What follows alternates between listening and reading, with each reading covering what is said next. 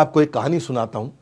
एक outcast women, जिसको बोलते हैं अछूत, साधारण समाज के अंदर, वो रास्ते में एक मटका लेकर के ठंडा शीतल जल चलते चली जा रही थी। धूप का दिन था, बहुत गर्मी थी।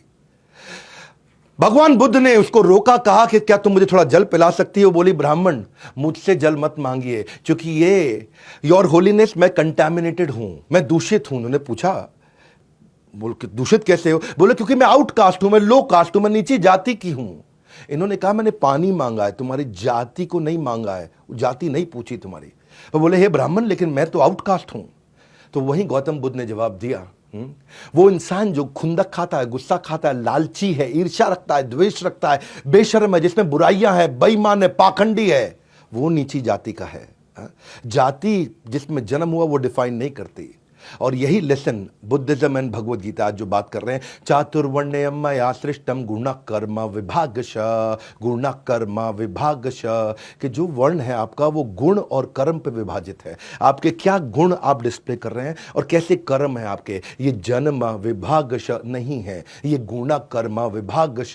तो गौतम बुद्ध ने क्या कहा? मनुष्य जन्म से नहीं बल्कि कर्म से शूद्र या ब्राह्मण होता है। कोई भी मनुष्य अपने कर्मों से महान बनता है, अपने जन्म से महान नहीं बनता है। दोबारा याद दिलाया तो सारे के सारे धर्मों में इतना कुछ सीखने के लिए है। और बुद्धिज्म और भगवद गीता दोनों न केवल पैरेलल हैं बल्कि सीक्वेंशियल भी हैं और पैरेलल भी है, इंटरवोवन है। दोनों में एक जैसी सुंदर से सुंदर शिक्षाएं हैं, इसलिए मैं दोनों का सामंजस्य आपको इस वीडियो में पूरा बताऊंगा। तीसरी कहानी, ये एक देवी जी के घर पे कुछ भोजन करने गए, उनसे भिक्षा ग्रहण करने गए, वो उनकी शिष्या थी।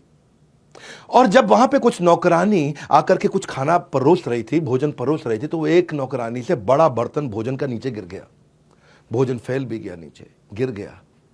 और उसने मालकिन की तरफ देखा, मालकिन मुस्कुराई, बोली कोई बात नहीं, दूसरा बर्तन ले आओ। तो ये परेशान हो गई, बोली मेरी मालकिन ने मुझे कुछ डांटा नहीं, मुझ पे चिल्लाया नहीं, शोर नहीं किया। हा? पिछले मालिक ने तो मेरा बुरा हाल कर दिया था, ये कैसी मालकिन है, इसके अंदर इतना प्रेम, इतनी करुणा कैसे, इतनी जल्दी माफ कर दिया। तो गौतम बुद्ध जब चले गए तब उन्होंने अपनी मालकिन से पूछा कि आपको गुस्सा क्यों नहीं आया मेरे ऊपर? तो मालकिन प्रेम से मुस्कुरा के बोली, अपने ब्लाउज से एक साइड से एक कागज निकाला और चिट्ठी दिखाई। बोला कि आज सुबह सुबह मुझे संदेशा आया है कि मेरे पति और मेरे 8 पुत्रों का देहांत हो गया, किसी ने उनकी हत्या कर दी। बोला जब मैं उससे दुखी नहीं हुई और तब भी अनअफेक्टेड मुस्कुराहट के साथ भगवान की सेवा कर रही हूं, तो आपका बर्तन गिरना तो बहुत छोटी सी बात है। वो नौकरानी हैरान हो गई, बोली इतना बड़ा हादसा, आप हैरान नहीं हुए? वो बोली क्योंकि मैं भगवान बुद्ध की शिष्या हूं, मैं उनकी डिसाइपल हूं।